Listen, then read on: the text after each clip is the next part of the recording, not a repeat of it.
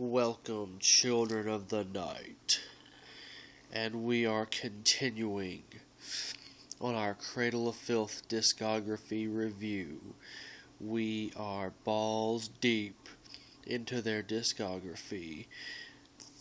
The last time we met, we spoke about Cruelty and the Beast, and this time we are speaking about an EP that launched them into worldwide fame. The EP that contains a song which they made their first music video for. It is called From the Cradle to Enslave. Excuse the sniffles, people. I know my voice might sound kind of shitty, and I might sniffle quite a bit. I think I'm coming down with a cold or some kind of shit like that, but I'm having too much fun with these reviews. I'm in the zone, and I really don't want to stop. So with that said, with that side noted, we have that out of the way right now. Let's go into this review. Now, this is an EP and not a full length. It is one that's unique in their discography. This was apparently recorded amidst a lot of experiments and lineup changes. There are 3 different drummers that play on this release: Wes Sargenson, Adrian, and I gotta look. I don't remember. And Nick Barker, of course. Okay. Well, after coming off of such a high note as Cruelty and the Beast, what do they have to offer with this EP? And I will tell you right off of hand that I don't have a lot of love for this EP as a whole.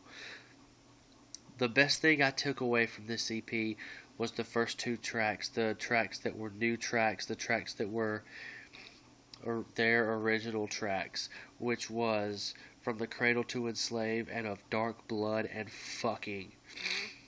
Well, the rest of the track, we have Death Comes Ripping, which is a Misfits cover, Sleepless, which is an Anathema cover, Pervert's Church, From the Cradle to Depraved, which is kind of a electronica techno dance remix of From the Cradle to Enslave, and then last we have Funeral in Carpathia, the Be Quick or Be Dead version.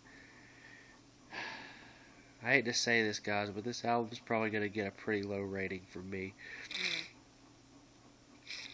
From the Cradle to Enslave is an absolute masterpiece, and to a lesser degree so is Of Dark Blood and Fucking. We still have Stuart Anstis and we still have Guyan, but they aren't quite at the same level of musicianship that they brought to the table with Cruelty. They're still doing an epic job, especially on the first 2 tracks, and yet from Death Comes Ripping, Sleepless, just and the re-recorded version of Funeral in Carpathia just really, really bring the album down for me. It just really detracts from the whole experience. So, with this album, we have a high point in their career and a low point in their career at the same time, because From the Cradle to Enslave is undoubtedly one of the best songs that they've recorded. It's, according to the lyrics, the theme for a better Armageddon. It's about the end of everything.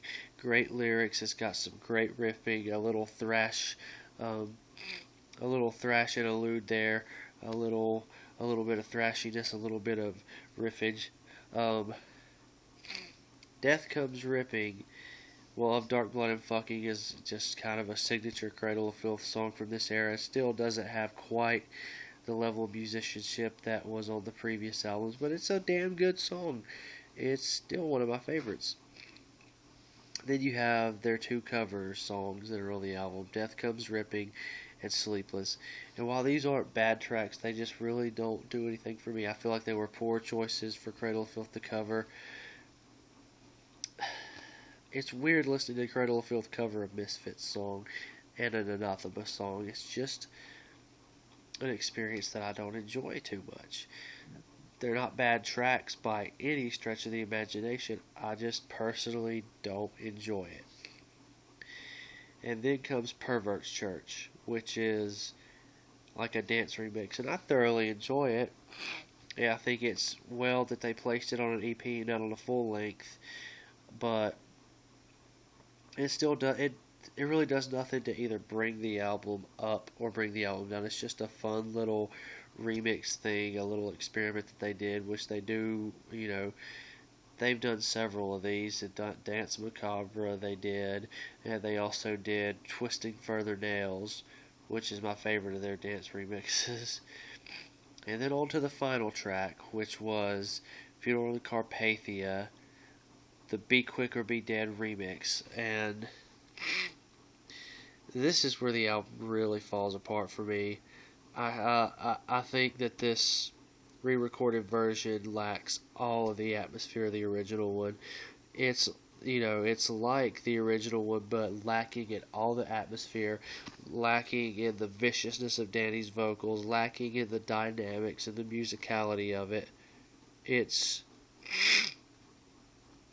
if you're gonna re-record a song, I think ultimately it should be a better version of the song, but this is a worse version of the song. In fact, I don't really hate this version of Funeral in Carpathia. I would rather hear the Dusk in Her Embrace version any day of the week. It's a lot better. It was pretty much worthless to re-record this. I hate to say that about Cradle of Filth, my beloved band that a lot of people make fun of me for liking, but I hate that version of the song.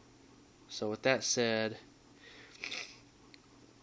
I don't really have that great of an opinions for this album.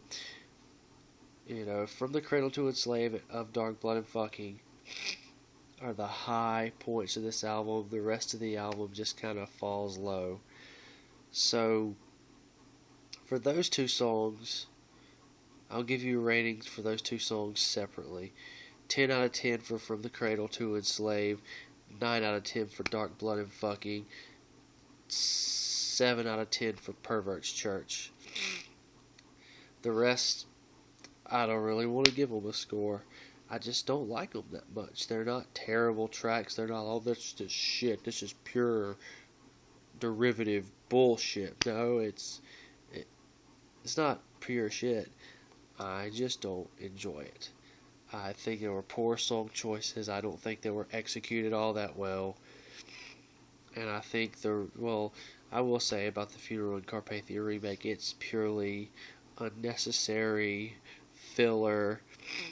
It does not improve on the original version whatsoever. It loses a lot from the original version. It's all the atmosphere of the original version is gone. I've said it over and over again.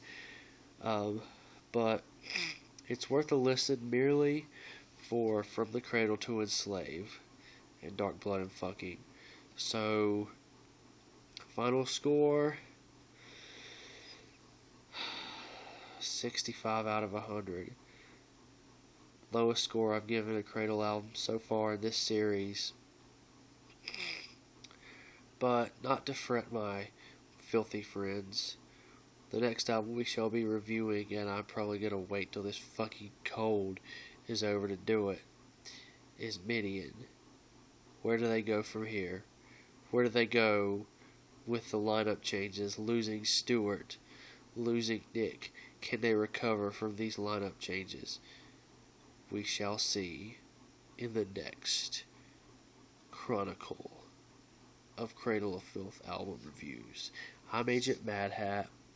I'm gonna go find some Kleenexes and some fucking allergy medicine. Peace, motherfuckers.